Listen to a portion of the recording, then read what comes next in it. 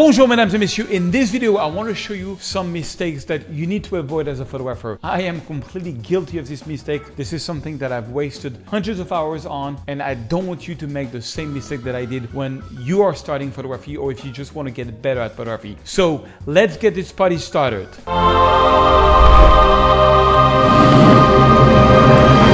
Mistake number one, not shooting at the right time. Let me tell you this crazy story. You know, I've been doing photography for a couple of years back in 2006, 2007. And I remember one night I set up myself to take photos of Paris by night because I've always excited on how Paris looks by night. And so I took a tripod. It took me like a year to figure out how to get good sharp photos at night. And I went on this crazy project of shooting Paris by night. And I stayed from 8 o'clock or like right around sunset all the way to like 2 o'clock in the morning, and I just shot Paris by night, and I was so happy because my photos were sharp. This is some of the shots that I got. I hate these photos now, but you know, I was so happy because it was like Paris by night and the Quai Seine and the Louvre and Montmartre. And I remember the next day I was working in an agency which had professional photographers, and I rushed into the agency and I went to see one of the lead photographers that was there. He had like worked for Vogue magazine. He was like a superstar photographer, and I said, "Hey Michel, I gotta show you, I shot Paris by night." And I start showing him on my laptop all these incredible photos of Paris by night, and I could tell that he did not like them. I says, "What's wrong? What don't you like about these photos?" And he says, "But yeah, all your skies are black."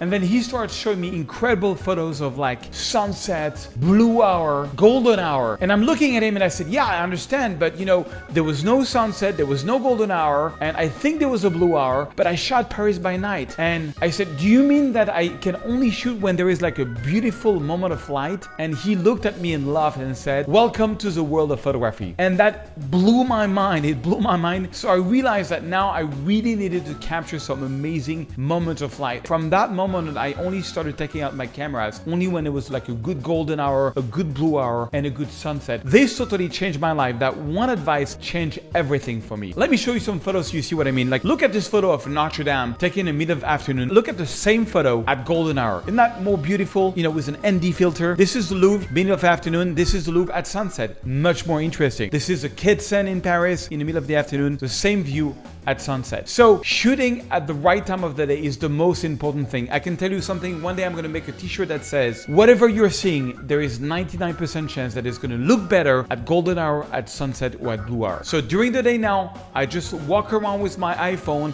and I just look for composition framings.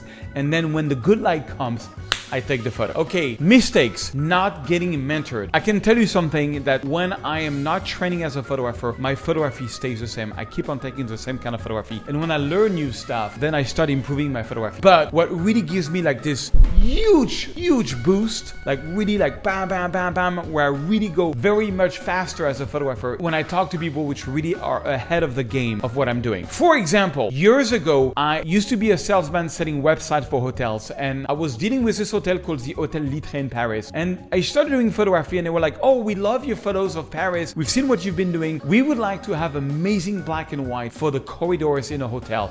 And we'll give you like $2,000 if you can give us like 10 photos." I was so happy. So I went out in Paris and I've never done black and white. And this is some of the photos that I sold to the hotel. And honestly, I was very ashamed because I couldn't tell what it was, but I did not like these photos. So this is what I sold. I took the $2,000, but I didn't feel good. They kind of liked the photos, but in my heart, I did not feel good. And then I met this man, Jean-Michel Bertz. He's an amazing black and white photographer. He's been shooting with 4x5 camera for 30 years. He has published like so many coffee table books. Amazing photographer. I mean, his work is mind-blowing. And you know, he was shooting Paris in black and white, and he showed me something called dodge and burn. And literally in a few minutes, using curve in Photoshop, he showed me how he was getting this like crazy black and white photos. And I spent a bit of time with him in Jerusalem where he shot a whole book in black and white. And you know, he explained me the Ansel Adams zone system. He showed me some of the old black and whites, how they look before retouching and after retouching, and that retouching has been around almost as long as photography existed. And so I had this huge epiphany, bam, mind-blowing, dodge and burn. And just to show you, after like a 15 to 20 minutes discussion, check this out. Look how my black and white changed. This is before this discussion, this is after the discussion. This is before the discussion, this is after the discussion. Before, after. I mean, look at the difference. Look the kind of black and white I've been able to do today. And just because I also studied Ansel Adams, I've studied Nick Brandt and Sebastian Saldago and many other photographers. This whole world of dodge and burn was a complete life changer to me. So can you imagine that just talking to a master for 20 minutes, how much it changed my life and how much I did black and white photography. So keep learning, go to workshop, go on photo walk, go to photo clubs, but the most important, find mentors that you love and reverse engineering what they do. That is how you're gonna make the biggest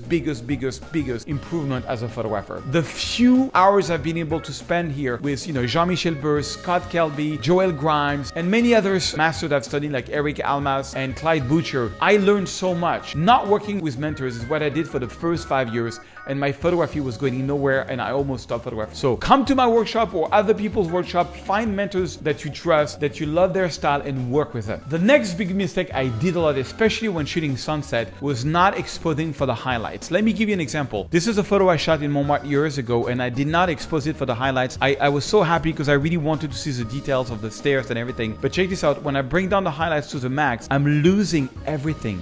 I don't have the details in the sky. Look at this, same photo taken just a few minutes after, but well underexposed. You're like, yeah, but it's too dark. And this was shot with a Canon 5D Mark II, a very noisy camera.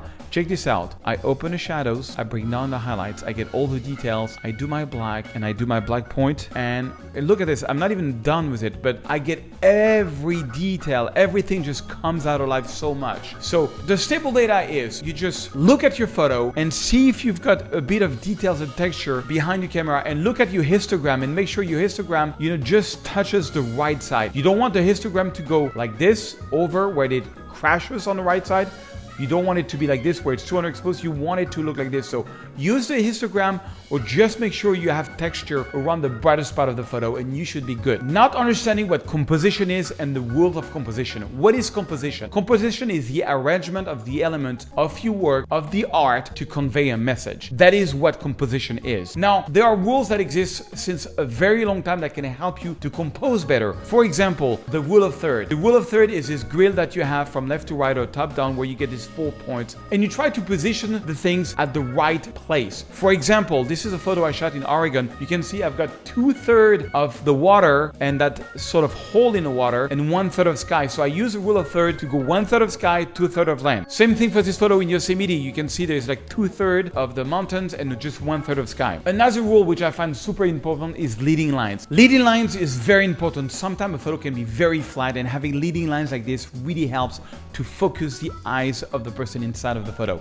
Look at the leading lines. I walked so much, I remember in the dunes, to get that perfect line leading into the photo. Leading lines again here in Iceland where I was trying to do some wave painting, so I would get, when a wave would come back, giving these little lines. The next one is foreground, middle ground, and background. Now this one is really hard. I spend so much time, especially shooting in the wild, like landscape, to find like natural, interesting foreground elements. I always say what you put in the next 3 to 6 feet of your camera is super important because you don't want it too big, you don't want it too small, and it gives an anchor point from where you're shooting the photo.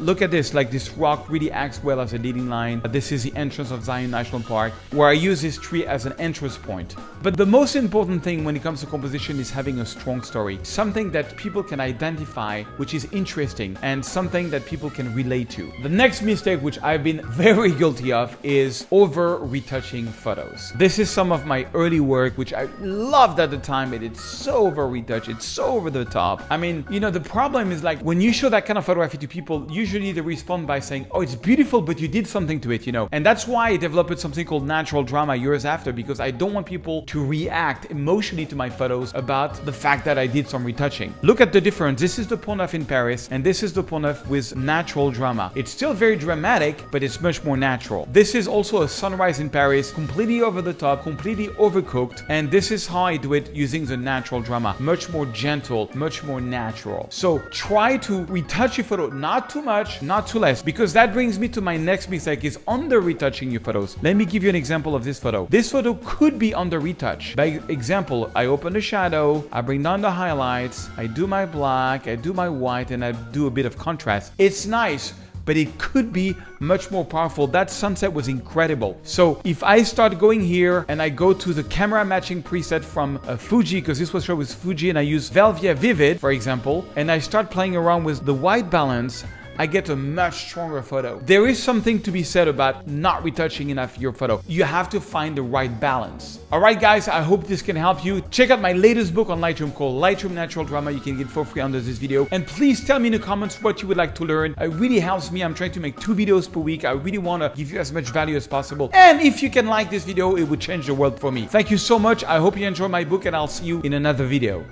I have my Sony a7R IV with my 24-105, which is what I do 90% of my work with. I have a G Master 12-24 for like wide angle shots where I can get very low. We'll see if we need that. And where I'm going, there's a lot of wildlife. So I brought a 70-300, which is kind of my longest lens, to see if I can do some wildlife photography. So let's go and do it.